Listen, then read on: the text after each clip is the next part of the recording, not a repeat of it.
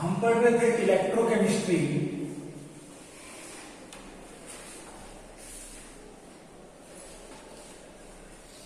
और आज हम बात करेंगे activity coefficient and mean ionic activity coefficient की। सबसे पहली बात कि एक्टिविटी होती क्या है। जब भी आप किसी इलेक्ट्रोलाइट को किसी सॉल्वेंट के अंदर डिसॉल्व करते हो, लाइक आपने NaCl लिया या KCl लिया, उसको वाटर के अंदर डिसॉल्व किया, तो जो आपके कैटायन और एनायन होंगे वो सेपरेट सेपरेट हो जाएंगे, क्योंकि ये सोल्यूबल होते हैं पोलर सॉल्वेंट के अंदर। जब ये सेपरेट सेपरेट हो जाएंगे तो हम ये मान के चलते हैं कि जितना आपने अमाउंट इलेक्ट्रोलाइट का डाला था उतने ही कैटायन और उतने ही एनायन बन गए होंगे, और आप ये भी मान के चलोगे कि जितनी भी कंडक्टेंस शो की जा रही है वो सारे के सारे आयन शो कर रहे हैं। ठीक है, लेकिन ऐसा हर बार सही नहीं है मानना। क्यों सही नहीं है? आपने जो इलेक्ट्रोलाइट डाला, हो सकता है उस इलेक्ट्रोलाइट के सारे आयन डिसोसिएट होने के बाद भी पेयर के फॉर्म में कुछ आयन प्रेजेंट रह जाएं। लाइक आपने NaCl डाला, Na पॉजिटिव अलग बनना था, Cl नेगेटिव अलग बनना था, यानी cation anion cation anion cation anion anion cation anion cation anion cation. इस तरीके से आप भी मान के चल रहे कि सारे सेपरेट सेपरेट हैं, बट कुछ एक आयन क्या पता पेयर की फॉर्म में हो, एक दूसरे से अलग ना हुए हो, काफी क्लोज हो सकता है ना कि कुछ आयन काफी क्लोज हो। अपोजिटली चार्ज आयन जब काफी क्लोज होंगे तो वो कंडक्टेंस शो नहीं कर पाएंगे, क्योंकि जब कैटायन अकेला होगा तभी तो वो किसकी तरफ जाएगा? कैथोड की तरफ जाएगा। एनायन अकेला होगा तो एनोड की तरफ जाएगा। जब दोनों कंबाइंड स्टेट में है, इनकी तरफ कैथोड की तरफ से ही फोर्स लगेगा, एनोड की तरफ से ही फोर्स लगेगा, तो ये मूव नहीं करेंगे। जब मूव नहीं करेंगे तो कंडक्टेंस शो नहीं करेंगे। यानी कुछ एक आयन हो सकता है कि वो कंडक्टेंस शो ना करे, कुछ एक आयन। अब जो टोटल कंसंट्रेशन है, अगर मैं उसको मोलैरिटी या फिर m की फॉर्म में लिखता हूं, टोटल कंसंट्रेशन, और एक्टिव जो कंसंट्रेशन है जिनकी वजह से कंडक्टेंस होगी, वो मैं अगर A से रिप्रेजेंट करता हूं, active concentration and total concentration, तो एक्टिविटी कोफिशिएंट क्या होता है? एक्टिविटी कोफिशिएंट होता है एक्टिव कंसंट्रेशन यानी activity divide by total concentration, A by m.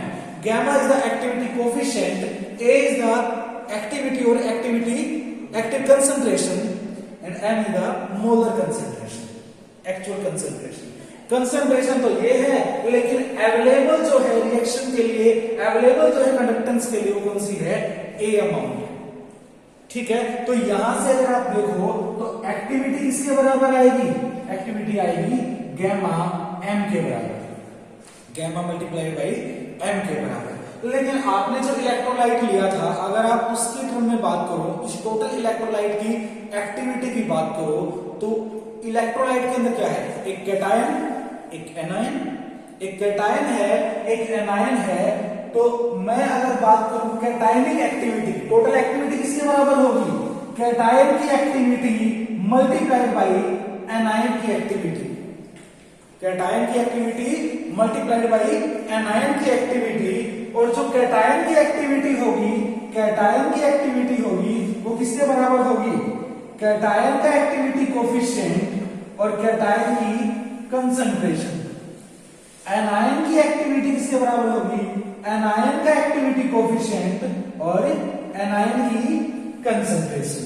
लेकिन आपने जो इलेक्ट्रोलाइट डाला है उसका तो फिक्स है, इतने कैटायन प्रोड्यूस करेगा, इतने एनायन प्रोड्यूस करेगा, यानी n की वैल्यू m प्लस लिखो या m माइनस लिखो, सेम होगी। जितने कैटायन प्रोड्यूस हो रहे हैं इसके अंदर, उतने ही एनायन प्रोड्यूस हो रहे हैं। अगर आपका यूनिवैलेंट इलेक्ट्रोलाइट है, ये भी यूनिवैलेंट है, यूनिपॉजिटिव, ये यूनिवैलेंट है, यूनिनेगेटिव। अगर यूनिवैलेंट है तो m की वैल्यू दोनों में क्या होगी? सेम होगी। हम पहले उस केस को डिस्कस करेंगे जब यूनिवैलेंट इलेक्ट्रोलाइट है, उसके बाद हम एक केस देखेंगे इसमें यूनिवैलेंट से अलग होगा, फिर देखेंगे कैलकुलेशन में क्या चेंज आता है। बेसिक जो आइडिया है वो सेम रहेगा, ठीक है। तो यूनिवैलेंट के लिए हमने देखा कि एक्टिविटी ये है और एनायन की एक्टिविटी ये है। तो मैं पूरे सॉल्यूशन के अंदर उस इलेक्ट्रोलाइट की एक्टिविटी देखना चाहूं, पूरे इलेक्ट्रोलाइट की एक्टिविटी देखना चाहूं तो किसके इक्वल आएगी? कैटायन की activity gamma plus M plus multiplied by anion की activity gamma minus M minus. यहां से हम लिख सकते हैं गैमा प्लस और गैमा माइनस है, गैमा प्लस और गैमा माइनस है, तो हम कह सकते हैं गैमा प्लस माइनस का स्क्वायर, और m प्लस एम माइनस है तो आप कह सकते हो m प्लस माइनस का स्क्वायर। लेकिन m प्लस और m माइनस तो सेम ही है तो आप इसे m स्क्वायर भी कह सकते हो, m स्क्वायर भी कह सकते हो। तो जो एक्टिविटी है किसी सॉल्यूशन में उस इलेक्ट्रोलाइट की वो किसके बराबर होगी? इनके बराबर होगी, ठीक है। और एक्चुअल में क्या है? a प्लस a माइनस का मल्टीप्लाई, a प्लस और a माइनस की मल्टीप्लीकेशन है, a plus a minus activity of cation activity of anion, इसको आप लिख सकते हो a प्लस माइनस का स्क्वायर। अब ये a प्लस माइनस क्या है? या मीन आयनिक एक्टिविटी, क्वेश्चन नहीं, ये क्या है? Mean ionic activity. Anionic activity cationic activity दोनों को मल्टीप्लाई कर दिया, दोनों को मल्टीप्लाई कर दिया, एक स्क्वायर बन गया एक्टिविटीज का, उसका अगर अंडर द रूट लोगे तो वो क्या होगी? मीन आयनिक एक्टिविटी होगी। यानी कि a plus minus is mean ionic activity, और gamma plus minus, gamma plus minus क्या हो गया? मीन आयनिक एक्टिविटी कोफिशिएंट, क्योंकि गैमा तो क्या है? एक्टिविटी कोफिशिएंट है, लेकिन ये क्या हो गया? मीन हो गया, प्लस माइनस ना। और ए तो क्या है? एक्टिविटी है, लेकिन क्योंकि प्लस माइनस करने क्या होगी? मीन आयनिक एक्टिविटी होगी, ठीक है। तो ये किसके लिए किया हमने? यूनिवैलेंट के लिए, यूनिवैलेंट के लिए। यूनिवैलेंट कैटायन था, यूनिवैलेंट एनायन था। सपोज करो आपके पास इलेक्ट्रोलाइट कुछ ऐसा है जिसमें multiple number of cation and multiple number of anions produce होते हैं, ठीक है। हम थ्योरेटिकली एक इलेक्ट्रोलाइट लेते हैं MXAY टाइप का। जब ये आयनाइज होगा तो क्या बनाएगा? X time cation and Y time anion, ठीक है। अगर इसकी कंसंट्रेशन इनिशियली जो हमने डाला है m मोल पर लीटर है, इसकी कंसंट्रेशन m है, तो कैटायन की कंसंट्रेशन कितनी होगी? x टाइम m, और एनायन की कंसंट्रेशन कितनी होगी? y टाइम m, ठीक है। ये x टाइम m क्या है? m पॉजिटिव है, और y टाइम m क्या है? m नेगेटिव है। एनायन की कंसंट्रेशन, कैटायन की कंसंट्रेशन। अब जो एक्टिविटी होगी आपको यहां से पता है, एक्टिविटी ऑफ कैटायन किसके बराबर होगी? Activity coefficient of cation and concentration of cation. तो यहां से एक्टिविटी ऑफ कैटायन कितनी होगी? गैमा प्लस और m प्लस किसके बराबर है? x टाइम m के बराबर है। वैसे ही एक्टिविटी ऑफ एनायन किसके बराबर होगी? Activity coefficient of anion multiplied by m negative, यानी एनायन की कंसंट्रेशन, और एनायन की कंसंट्रेशन यहां पे क्या है? ym, y टाइम m, और रेज टू द पावर कितने बने हैं ये? 1 से x, और ये कितने बने हैं? 1 से y। देखो इससे इतनी कंसंट्रेशन बन गई है, इतने कैटायन इतने एनायन। तो जितनी कंसंट्रेशन यानी m पॉजिटिव है वो यहां लिखी, और टोटली पावर क्या? वही कोफिशिएंट जितनी बार बनी है, और यहां पे जो Ym और रेज टू पावर क्या, y जितने बने हैं ना एक से उतना इसकी पावर भी। अब कैटायन और एनायन दोनों की एक्टिविटी आपके पास है, तो इससे आप इस साल की एक्टिविटी निकालोगे।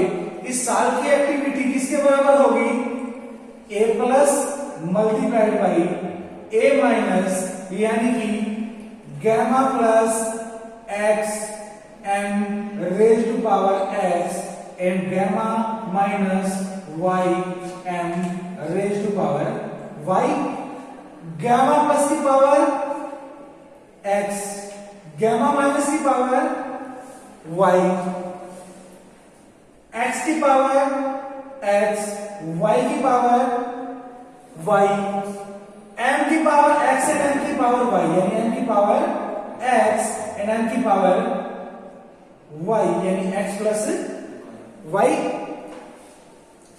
यहां से जो x और y हैं वो क्या है, कोफिशिएंट है, यानी कितने बन रहे हैं आयन एक मॉलिक्यूल के डिसोल्यूशन से। ठीक है, एक के आयनाइजेशन से कितने आयन प्रोड्यूस हो रहे हैं, यानी x और y क्या होंगे, कोफिशिएंट होंगे। मैं इनको आगे लिख देता हूं, x raise to power x and y raise to power y। अगर मैं इसको अंदर भी रखता हूं, like gamma plus m raise to power x, gamma minus m raise to power y, ये कुछ ऐसा ही नहीं हो गया जो तुमने पहले बनाया। ठीक है ना, जैसे पहले बनाया था गैमा m इस तरीके से, और ये क्या हो गए, ये कोफिशिएंट बाहर आ गए। तो मीन आयनिक एक्टिविटी जो निकाली आपने, कैसे निकली, जो आपके कैटायन जितने बने हैं उनके कोफिशिएंट आ गए, एनायन जितने बने हैं उनके कोफिशिएंट आ गए। यूनिवैलेंट केस में x और y नहीं आए थे, जो यूनिवैलेंट से अलग केस है उनके अंदर कोफिशिएंट भी इंक्लूड हो गया। तो क्या था, 1 था, 1 की पावर 1 करने से 1 ही आ रहा था, इसलिए हमने लिखा है। क्लियर है, तो इस तरीके से आप यूनिवैलेंट हो या फिर नॉन यूनिवैलेंट हो, उन सभी साल्ट के लिए activity coefficient, mean ionic activity निकाल सकते हैं। क्लियर। अब बात करते हैं रिएक्शन कोएफिशिएंट की। लेट अस सपोज आपकी एक रिएक्शन है A time A, B time B, which produce C time C and D time D। कोई भी एक जनरल रिएक्शन हमने ली। इस जनरल रिएक्शन के लिए अगर कभी ना कभी इक्विलिब्रियम अटेन होता है, तो हम इस तरह का सिंबल लगा देते हैं। ठीक है, जब कभी इक्विलिब्रियम अटेन होता है तब के लिए रिएक्शन स्टार्ट की, मान लिया t इक्वल टू 0 की मैं बात करूं, t इक्वल टू 0 पे A की कंसेंट्रेशन होगी, B की कंसेंट्रेशन होगी, C नहीं होगा, D नहीं होगा। ठीक है, t इक्वल टू 5 मिनट्स पे A की कंसेंट्रेशन डिक्रीज होती जा रही है, B की कंसेंट्रेशन डिक्रीज होती जा रही है, C की कंसेंट्रेशन इंक्रीज होती जा रही है, D की कंसेंट्रेशन इंक्रीज होती जा रही है। t इक्वल टू 10 मिनट्स के ऊपर A की कंसेंट्रेशन फर्दर डिक्रीज होती जा रही है, B की कंसेंट्रेशन फर्दर डिक्रीज होती जा रही है, C की कंसेंट्रेशन फर्दर इंक्रीज, D की concentration further increase. Let us suppose t equal to 12 minutes के ऊपर A की कंसेंट्रेशन फिक्स हो गई, B की कंसेंट्रेशन फिक्स हो गई, C की कंसेंट्रेशन फिक्स हो गई और D की कंसेंट्रेशन फिक्स हो गई। कहने का मतलब ये है कि स्टार्टिंग से रिएक्शन चली, तब A और B तो थे, रिएक्टेंट तो थे, प्रोडक्ट नहीं थे। थोड़ा टाइम बीतने के बाद आपने देखा कि रिएक्टेंट की कंसेंट्रेशन तो घटती जा रही है, प्रोडक्ट की कंसेंट्रेशन बढ़ती जा रही है। रिएक्शन फॉरवर्ड डायरेक्शन में फर्दर कुछ टाइम बाद ए की कंसंट्रेशन स्टिल डिक्रीज कर रही है, बी की कंसंट्रेशन स्टिल डिक्रीज कर रही है और सी और डी की कंसंट्रेशन स्टिल इंक्रीज करती जा रही है। T = 12 मिनट यानी फर्दर कुछ टाइम बाद जब आपने देखा तो ए की कंसंट्रेशन में अब चेंज नहीं आ रहा। ए की कंसंट्रेशन जितनी कम होनी थी हो चुकी, बी की कंसंट्रेशन जितनी कम होनी थी हो चुकी, सी की कंसंट्रेशन जितनी बढ़नी थी बढ़ चुकी और डी की कंसंट्रेशन जितनी बढ़नी थी बढ़ चुकी। अब क्या हो गया? इक्विलिब्रियम अटेन हो गया, इक्विलिब्रियम अटेन हो गया। ठीक है, अब किसी भी स्टेट में जब तक इक्विलिब्रियम अटेन हुआ है कि नहीं हुआ है, किसी भी स्टेट में अगर हम रिएक्टेंट और प्रोडक्ट की एक्टिविटीज का, रिएक्टेंट और प्रोडक्ट की एक्टिविटीज का क्या करें? सी की concentration raise to power C, D की concentration raise to power D, A की concentration raise to power A and B की concentration raise to power B. अगर हम किसी भी टाइम पे प्रोडक्ट और रिएक्टेंट की कंसंट्रेशन का ऐसे रेशियो लेते हैं, किसी भी टाइम पे इक्विलिब्रियम अटेन हुआ कि नहीं हुआ है, तो उसको बोलते हैं Q reaction coefficient. Reaction coefficient हमें बताता है कि रिएक्शन फिलहाल में किस स्टेज पे है, किस स्टेज पे है, उसमें प्रोडक्ट की कंसंट्रेशन कितनी है, रिएक्टेंट की कंसंट्रेशन कितनी है, that is reaction coefficient, that is reaction coefficient. अब जो रिएक्शन कोएफिशिएंट है एक्चुअली में कंसंट्रेशन हमें सही नहीं बताती, एक्टिविटी हमें ज्यादा क्लियर पिक्चर देती है, क्योंकि कंसंट्रेशन जो टोटल कंसंट्रेशन की बात है और एक्टिविटी है एक्टिव कंसंट्रेशन की बात। एक्टिविटी क्या है? एक्टिव कंसंट्रेशन की बात। लेकिन जब हम न्यूमेरिकल करेंगे तो जनरली हम इनमें डिफरेंशिएट नहीं करेंगे, जो कंसंट्रेशन दे रखी होगी, क्योंकि हम डाइल्यूट सॉल्यूशन की बात करेंगे, मेनली एक्टिविटी उतनी ही रहेगी, उतनी ही रहेगी। तो जो हम कंसंट्रेशन के टर्म है उनको एक्टिविटी के टर्म से रिप्लेस कर दें, उनको एक्टिविटी के टर्म से रिप्लेस कर दें। Activity of C raise to power C, activity of D raise to power D, activity of A raise to power A, activity of B raise to power B. इस way में represent करना ज्यादा सही है। तो generally जो reaction coefficient है वो हम ये मान के चलते हैं कि activity of product divide by activity of reactant से बराबर होता है। ठीक है, अब ये हमें क्या क्या बताता है, रिएक्शन कोएफिशिएंट हमें क्या क्या बताता है, और इक्विलिब्रियम कांस्टेंट, इक्विलिब्रियम कांस्टेंट जिसको हम K से रिप्रेजेंट करते हैं, वो इससे कैसे डिफर करता है। देखो, रिएक्शन कोएफिशिएंट क्या है? प्रोडक्ट की कंसंट्रेशन डिवाइड बाय रिएक्टेंट की concentration at any time for the reaction. लेकिन equilibrium constant is the special case of reaction coefficient. Reaction coefficient starting में भी कैलकुलेट कर सकते हो, थोड़ी देर बाद भी, दैट रिएक्शन कोएफिशिएंट किसी भी टाइम पे activity of product divide by activity of reactant से रिएक्शन कोएफिशिएंट निकलता है। लेकिन जब इक्विलिब्रियम अटेन हो गया तो reaction coefficient will be equal to K, reaction coefficient will be equal to K, यानी इक्विलिब्रियम अटेन हो गया तो रिएक्शन कोएफिशिएंट को हम क्या बोलना शुरू कर देंगे? इक्विलिब्रियम कांस्टेंट बोलना शुरू कर देंगे। क्लियर? लेट अस सपोज कि Q की वैल्यू जो है, Q की वैल्यू है लेस देन K। Q की वैल्यू अगर लेस देन K है तो वो क्या रिप्रेजेंट कर रहा है? जब Q की वैल्यू लेस देन K है, इसका मतलब Q बढ़ सकता है, K तक तो जाएगा ही, K तक जाएगा, Q क्या हो जाएगा? इससे बड़ा हो जाएगा। Q फिलहाल छोटा है। If Q is small means ऊपर वाली टर्म क्या है? स्मॉल है, नीचे वाली क्या है? लार्ज है। नीचे वाली टर्म जो है वो रिएक्टेंट को रिप्रेजेंट कर रही है, ऊपर वाली टर्म प्रोडक्ट को रिप्रेजेंट कर रही है। Q स्मॉल है तो प्रोडक्ट कम है, रिएक्टेंट ज्यादा है, यानी कि जो रिएक्शन है वो फॉरवर्ड डायरेक्शन में जाएगी, क्योंकि प्रोडक्ट फिलहाल कम है और रिएक्टेंट फिलहाल ज्यादा है। ये ज्यादा रिएक्ट करके प्रोडक्ट की तरफ जाएंगे, यानी रिएक्शन कोएफिशिएंट अगर K से छोटा है, इक्विलिब्रियम कांस्टेंट से छोटा है, तो रिएक्शन कहां जाएगी? फॉरवर्ड डायरेक्शन में जाएगी, फॉरवर्ड डायरेक्शन में जाएगी। Late us suppose Q is greater than K, यानी रिएक्शन कोशेंट बड़ा है, Q की वैल्यू बड़ी है, Q की वैल्यू बड़ी है, तो ऊपर वाली टर्म क्या है, लार्ज है, और नीचे वाली टर्म क्या है, स्मॉल है। ऊपर वाली टर्म लार्ज होने का मतलब क्या है, प्रोडक्ट की कंसंट्रेशन तो ज्यादा है, रिएक्टेंट की कंसंट्रेशन कम है।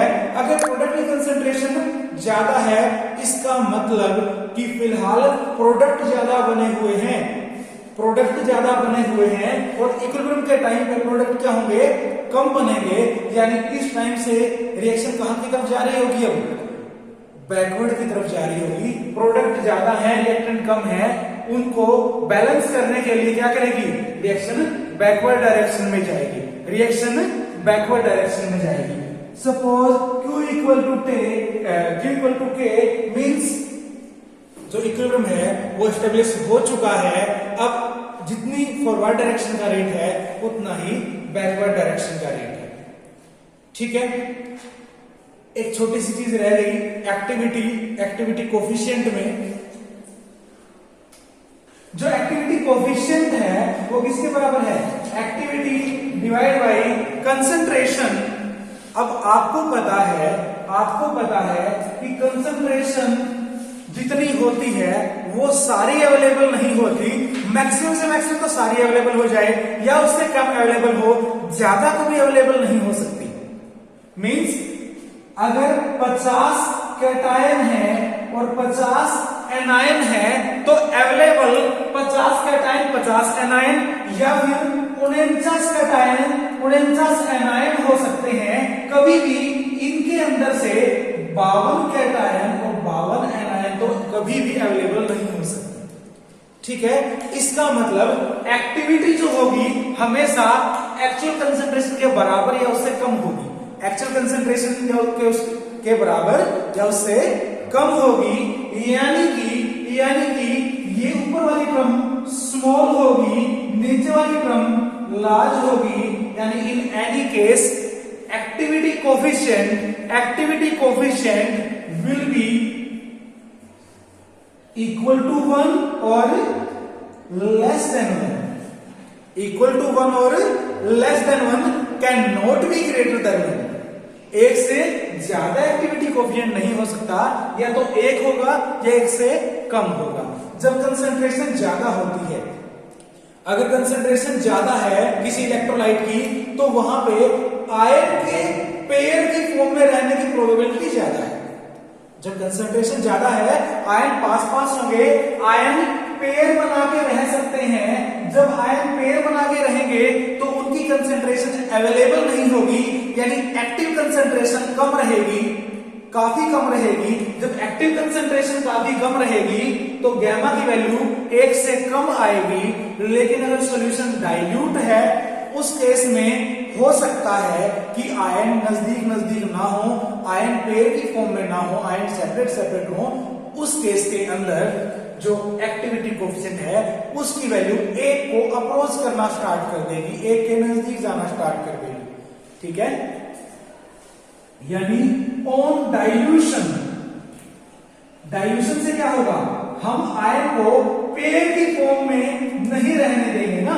ज्यादा सॉल्वेंट अगर है उसके अंदर, आयन की कंसंट्रेशन कम है, तो पेयर की फॉर्म में रहने की प्रोबेबिलिटी कम है। जब पेयर की फॉर्म में रहने की प्रोबेबिलिटी कम है, उस केस में एक्टिव कंसंट्रेशन लगभग अप्रोच करेगी मोलर कंसंट्रेशन को, यानी A is approximately equal to M, A is approximately equal to M on dilution, dilute करने पे।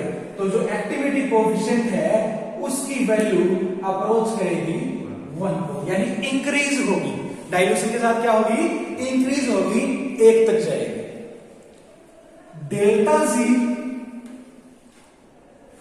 for the reaction will be equal to delta G naught plus RT ln Q, यानी gives free energy change बराबर होता है standard gives free energy change किसी reaction के लिए, और प्लस में एक फैक्टर RT ln Q, जहां पे Q क्या है, रिएक्शन कोशेंट है। Q क्या है, रिएक्शन कोशेंट है। डेल्टा जी की वैल्यू आपको पता है माइनस NFE और डेल्टा जी नोट होगा माइनस NFE नोट। ठीक है, RT R gas constant, T temperature और LNQ का मतलब क्या है, लॉग नेचुरल रिएक्शन कोएफिशिएंट। और इस रिएक्शन के लिए अगर हम बात करें, रिएक्शन कोएफिशिएंट किसके बराबर होगा, activity of C raise to power C multiplied by activity of D raise to power D divide by activity of A raise to power A activity of B raise to power B के बराबर, that is reaction coefficient. तो minus NFE is equal to minus NFE not plus RTLN activity of C raise to power C activity of D raise to power D activity of A raise to power A activity of B raise to power B के equal. अब अगर मैं पूरी की पूरी equation को minus NF से divide कर देता हूं, पूरी इक्वेशन को माइनस NF से डिवाइड कर देता हूं, तो यहां से कैंसल आउट और डिवाइड में क्या आ गया, माइनस NF। ये माइनस अगर मैं आगे ले जाऊं तो यहां पे माइनस, ठीक है। तो EMF of a cell at any stage will be equal to E naught minus RT upon NF log natural concentration of product या activity of product divided by activity of reactant. This equation is called as Nernst equation. Nernst equation. Nurse ने जो equation दी थी actual में दी थी single electrode के लिए। Nurse ने क्या कहा, for an single electrode when reduction happen m positive plus electron give rise to metal in neutral state, element in neutral state, this is oxidized state, this is reduced state. For this, electrode potential will be equal to standard electrode potential minus RT upon NF.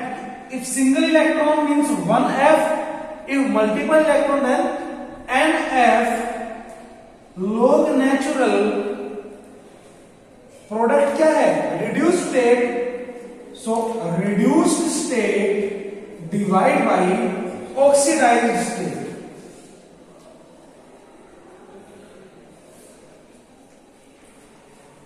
Because E naught is the standard reduction potential, so we have taken reduction reaction.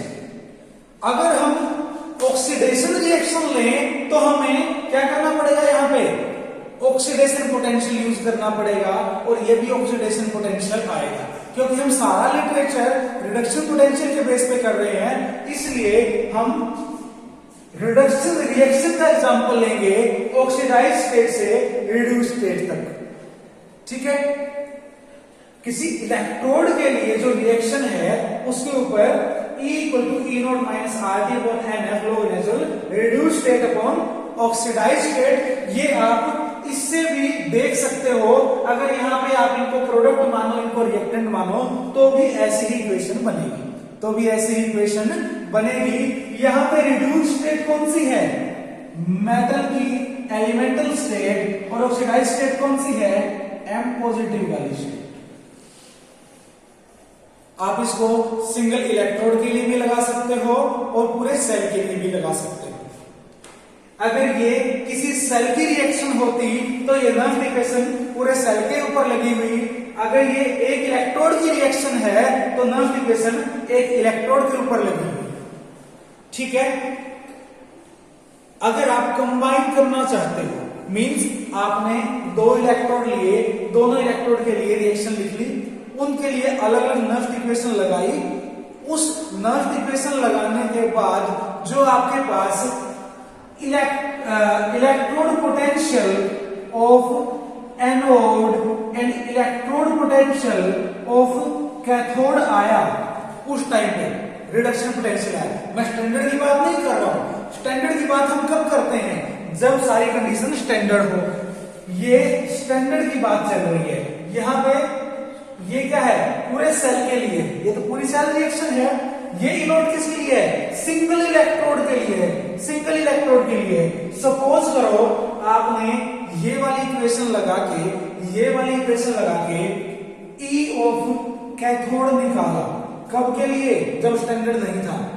Equal to किस होगा, standard में जितना होगा cathode का minus R T upon N F log natural.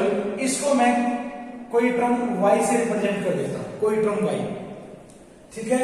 और ऐसे ही E of anode निकाला, reduction potential of anode, but it is not the standard state. ये कैसे निकाला है, स्टैंडर्ड स्टेट वाला एनोड के लिए, एनोड का रिडक्शन पोटेंशियल स्टैंडर्ड स्टेट में minus R T upon N F log natural से जेड, कोई हमारे पास यहाँ पे टर्म आती है जेड, क्योंकि कंसंट्रेशन अलग अलग हो सकती है ना, इसलिए इसी कंसंट्रेशन के लिए मैंने वाई यूज किया है, इसी कंसंट्रेशन के लिए मैंने जेड यूज किया है।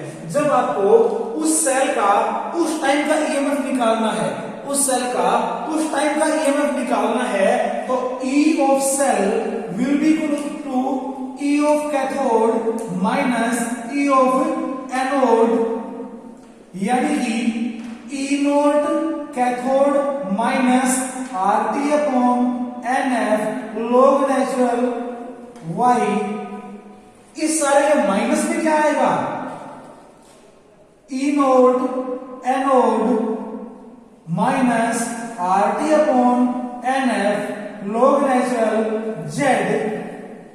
मैंने क्या किया है, इन दोनों इक्वेशन का डिफरेंस लिया है। अब ई नोट कैथोड माइनस का निशान ई नोट एनोड, यानी ई नोट सेल आ गया। ई नोट सेल कहां से आया, ई नोट कैथोड माइनस ई नोट एनोड, ही तो ई नोट ऑफ सेल हो गया। माइनस का निशान कॉमन ले लो, R T upon N F common ले लो, क्योंकि जितने इलेक्ट्रॉन एनोड में ऑक्सीडाइज होके दिए हैं, उतने ही इलेक्ट्रॉन तो कैथोड में रिड्यूस होने के लिए लिए हैं, ठीक है ना। तो एन की वैल्यू दोनों में कॉमन ही रहेगी। लॉग नेचुरल, लॉग नेचुरल जो जेड वाला है वो तो क्या हो जाएगा, प्लस हो जाएगा, यहाँ पे minus minus plus, log natural Z minus log natural Y. इस तरीके से आपने ई ऑफ सेल जो निकाला है। अब यहां देखो L N Z and L N Y, logarithm की टर्म जब नेगेटिव में हो तो डिवाइड हो जाएगी, यानी कि ये क्या होगा, log natural Z upon Y, इस तरीके की टर्म आ जाएगी। ऐसी ही टर्म तो हमने पूरे सेल पे एक साथ लगा के निकाली थी, E of cell equal to E naught cell minus R T upon N F log natural product upon reactant, ऐसे किया था कि नहीं। तो इस तरीके से आप अलग अलग इलेक्ट्रोड पे लगाकर भी एक सेल की ईएमएफ निकाल सकते हो, और सिंगल पूरे सेल के साथ ऊपर एक साथ भी लगा सकते हो नर्व्ड इक्वेशन। अब नर्व्ड इक्वेशन का फायदा क्या है, what is the physical significance of Nernst equation. Nernst equation बताती है EMF at any condition means at any temperature, at any concentration of reactant और प्रोडक्ट। रिएक्टेंट और प्रोडक्ट की कंसंट्रेशन चेंज करो, किसी एक की करो, सबकी करो, टेम्परेचर को चेंज करो, उससे ईएम ऑफ द सेल पे क्या फर्क पड़ेगा, ये बताती है कौन, नर्व्ड इक्वेशन। ई नॉट तो जस्ट स्टैंडर्ड कंडीशन के लिए है, लेकिन स्टैंडर्ड कंडीशन में क्या चेंज आएगा वो कौन बताता है, ईएम ऑफ द सेल। कैसे, नर्व्ड इक्वेशन से। क्लियर। लेट अस सपोज आपकी जो ये रिएक्शन है स्टार्टिंग में इक्विलिब्रियम में नहीं थी,